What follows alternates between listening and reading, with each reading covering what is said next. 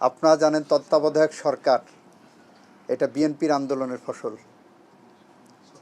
কিভাবে 91 সালে যে নির্বাচন হলো সেটা বিএনপি বেগম খালেদা জিয়ার নেতৃত্বে যে সংগ্রাম হয়েছিল সেই সংগ্রামের ফসল ছিল অন্তর্বর্তীকালীন সরকার। সেই কনসেপ্ট থেকেই তত্ত্বাবধায়ক সরকার প্রক্রিয়ায় গেছি। 96 সালে বিএনপি পার্লামেন্টে ত্রয়োদশ সংশোধনের বিল এনেছিলেন।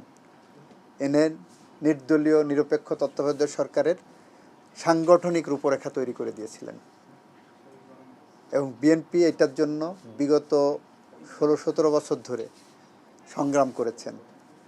বেগম খালেদা জিয়ার নেতৃত্বে দেশ বাঁচাও মানুষ বাঁচাও যে স্লোগান দিয়ে আমরা নিরন্তর সংগ্রামের পথে হেঁটেছিলাম, সেই পথে হাঁটার মুখ্য লক্ষ্য ছিল যে আমার ভোট আমি দেব, যাকে খুশি তাকে দেব। এবং সেই প্রক্রিয়ায় ফেরার জন্য তত্ত্বাবধায়ক সরকারের বিকল্প কোনো পথ ছিল না। আমরা সেই জায়গাটা রাজনৈতিকভাবে রায়ে যেভাবে আছে আমরা সেটাকে বিবেচনায় নিয়ে যেটা করলে ভালো হয় সেটাই করব এবং এটা পাবলিক কনসালটেশনও দেব। আপনারাও সেটার পার্ট হবেন। এই সংশোধনী আমরা রায়টা বিবেচনা করে আসুক সামনে, রায়টা দেখি, রায়ের আলোকে রায়ের সাথে যাতে সাংঘর্ষিক না হয় সেইটা বিবেচনা করে যে পাবলিক কনসালটেশনে দেব। সব শ্রেণীর মানুষের, সব মতের মানুষের, সব পথের মানুষের সাজেশন নেব।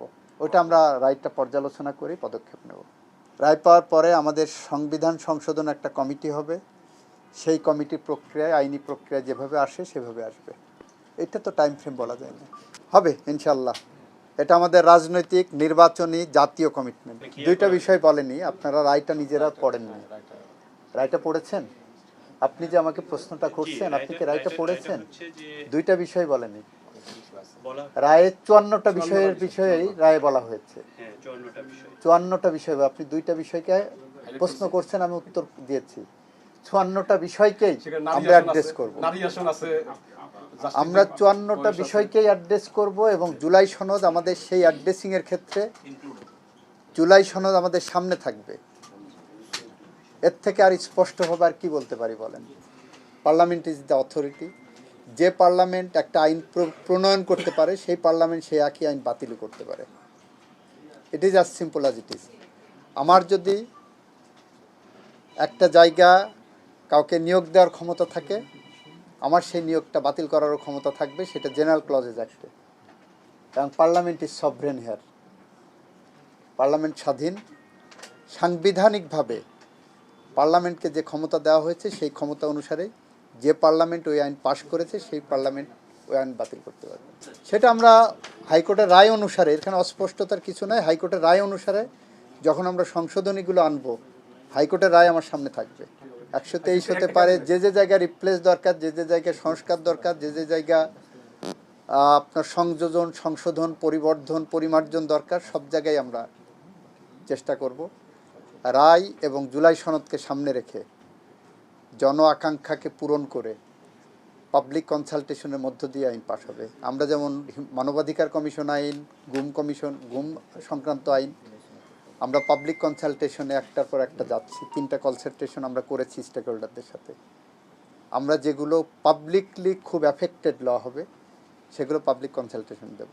সেটাও রায়ের মধ্যে কি অবজারভেশন আছে আমরা দেখে তারপরে বলবো। আমরা বলেছি যে রায়ের মধ্যে কি অবজারভেশন আছে সেটা দেখে আমরা বলবো। আমরা সুপ্রিম কোর্টের রায়কে বাইপাস করতে পারবো না বা করব না। এটা হলো এক।